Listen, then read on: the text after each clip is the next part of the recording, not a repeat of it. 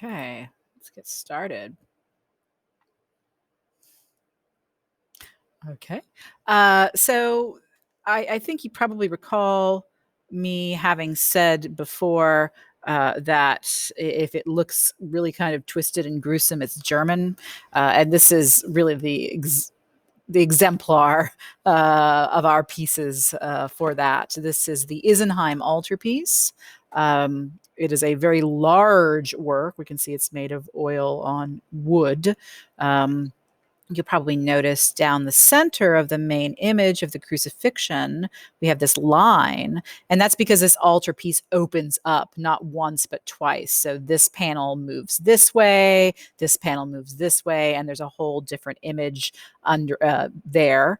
On the back side, so that becomes the front side, and then again it happens again. So a third, so three different possible images or ways to display this. The closed position we have here is the position that it would be in during normally during regular times. The open positions, especially the first open position, would be for feast days and holy days, special holy days. And then the third open position, probably just for the Feast of St. Anthony, which I'll talk about in just a moment. But we notice our central image here is the crucifixion. And I don't know that we've had any other crucifixion images.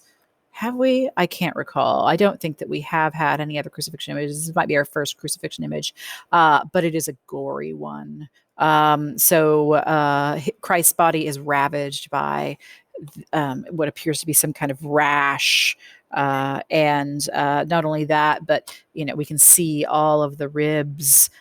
We can see that the twisted fingers from the hand, where we have these huge nails nailed in, and the nail on the feet as well.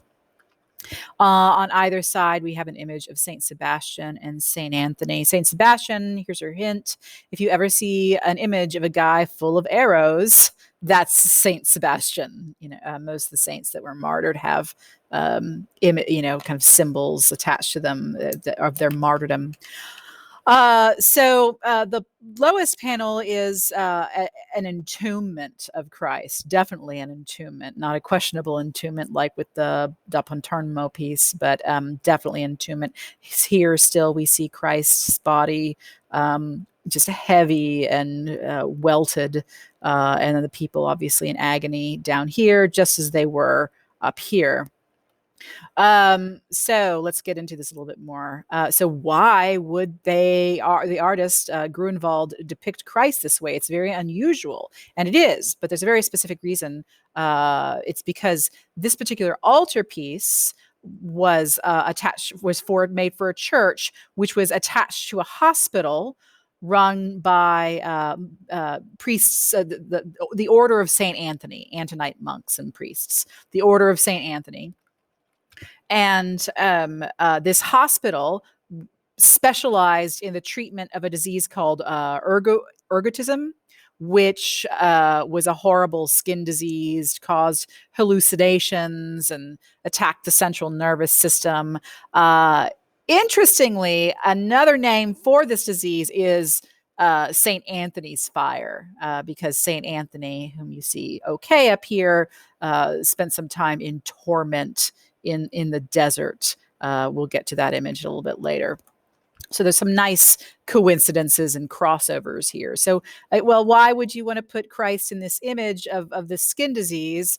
Well, remember, the people who would be going to this church would be people who were either treating the people with a skin disease, or people who have the skin disease. And so to see Christ not only suffering through the process of being crucified, but also because he's suffering as the people who are there have suffered, or treating those people who are suffering, it really makes Christ more relatable, right? We want to. The idea is to make sure that Christ is understood to be like us, human like us, and suffering like us.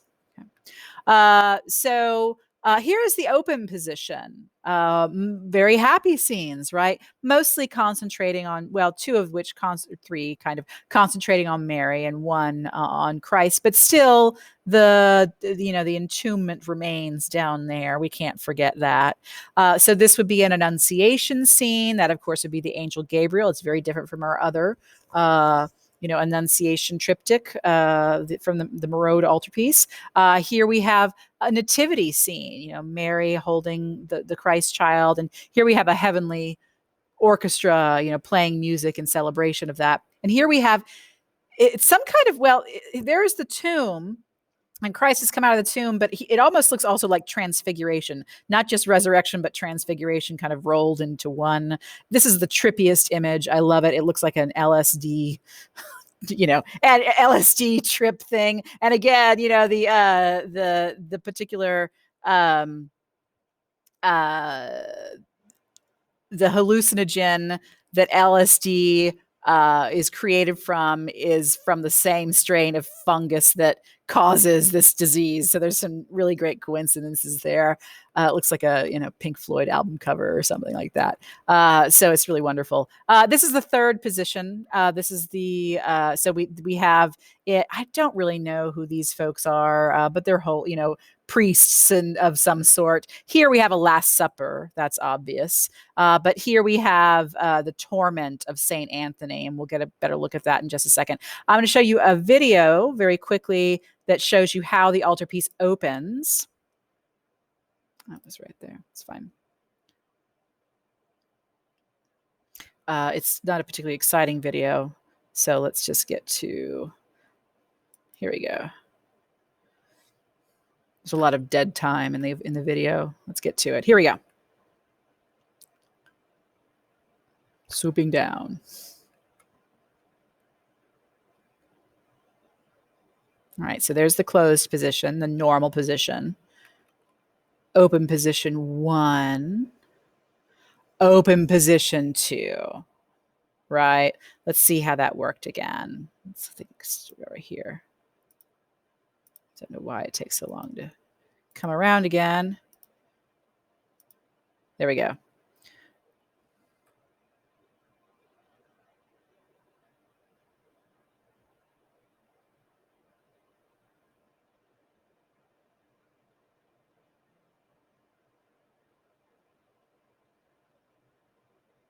Really something.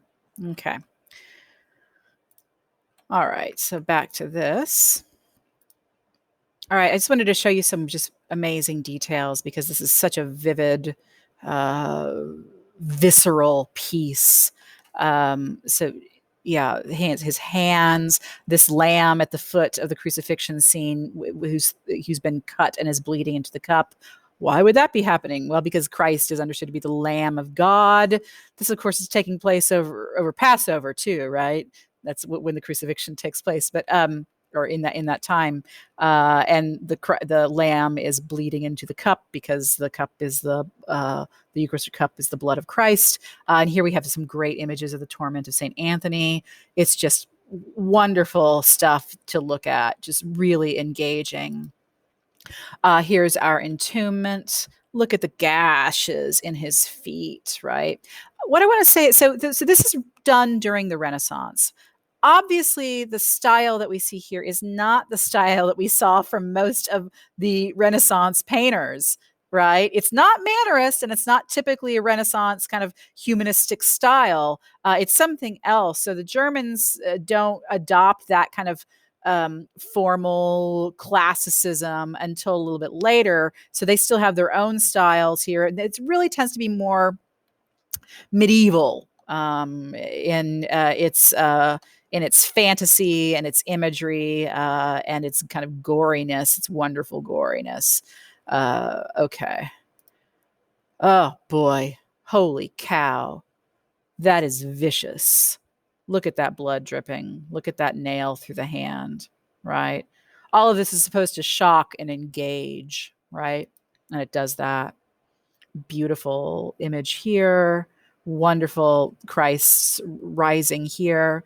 There's just so much amazing stuff to look at and appreciate here. I love this This is one of my favorites. Okay. Also on this assignment, or you should watch this other video, which I'll have linked as well, which is this was done, must have been done in the late 70s, early 80s, about this work. The presenter takes it very seriously. I love this guy. He's super serious about this piece. So enjoy. You should definitely watch this because there's really good information here.